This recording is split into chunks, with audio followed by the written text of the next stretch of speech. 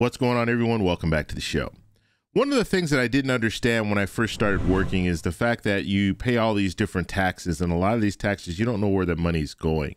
And one of the taxes that you'll be paying is Social Security disability. So basically insurance. And what this insurance does is it provides you income if you get injured at work. So if you get injured, you have this income that's coming in from SSDI. And also, if you don't qualify for SSDI, you could qualify for SSI, depending on your situation. And what I want to talk about in this video is the fact that there's a huge delay. So when you file a claim, you could be waiting up to a year or more just to find out if you qualify. So during that time, you have people that are going bankrupt because they can't afford to live without having this insurance. Now, you're paying into this insurance, so you're entitled to it. And so why are we seeing this long delay? And could we see even longer delays in the future? That's what we're going to talk about today. But first off, if you guys can do me a favor, please like the video, subscribe to the channel, hit that little bell notification, and then click all. By clicking all, you'll get notified anytime we post a video.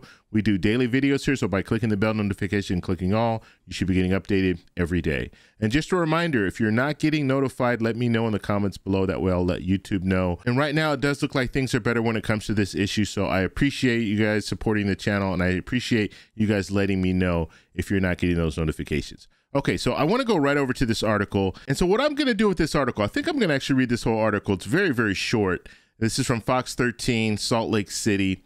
And it says 1 million Social Security disability benefits applications still pending review. So 1 million still pending review. And that's there's a huge backlog, and we know that. Now, let's read a little bit of this here. So it says, Washington, D.C., it's not good news for those waiting for Social Security disability benefits.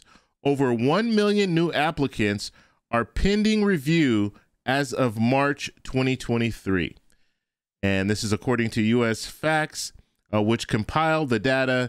This is the highest number they've seen since 2008 when they first analyzed these numbers. And so moving on down here, it says, what this means is that the estimated 8,000 applicants file for bankruptcy nationwide, and 10,000 die each year waiting for a decision with no financial assistance before an application is approved. I mean, and we'll talk a little bit about this at the end of this article. And then it goes on to say the last time the benefits backlog was this high was in August of 2010. Utah has the 16th worst backlog in the country, with applications waiting to be processed up to 63% from 2019 to 2022. Applications have remained fairly consistent, but the processing time has nearly doubled from 4 months to nearly 7.5 months, largely due to the lack of employees at the state level and reduced funding. And then this last little part here, SSA lost roughly 7% of its workforce during the pandemic, but attrition rates at the agency are 25%, causing their lowest staffing in 25 years. To address the staffing shortfall, the agency requested $800 million from Congress to handle the backlog. So pretty crazy numbers there. Now, $800 million, this is what the Social Security Administration was asking for. In 2023, they did get a little bit of a boost. So they're getting more in 2023 than they were receiving in 2022. But why is this important? Why should we be focusing on this? Obviously, and they were talking about some of the numbers there, and those numbers were coming from Utah.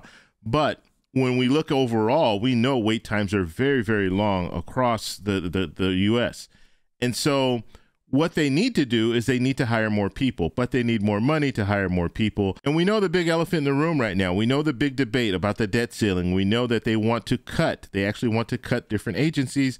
Social Security Administration is one of those agencies, and we know what they want to do is they want to roll it back to the 2022 budget. So what that would mean is less money going to the Social Security Administration, and so things will get even worse. They're not going to get better. And you have to think about it like this. You work hard, you're paying into the Social Security disability. You pay into that, and then when it comes time, and let's say, God forbid, you get injured at work, you can no longer work, and now you file a claim, and you're waiting for 7 months. You could be waiting for a year just to find out if you qualify. And during that time, you're not receiving any compensation. And so you could go bankrupt, or in some cases, like they said, you could even die waiting for your insurance to kick in.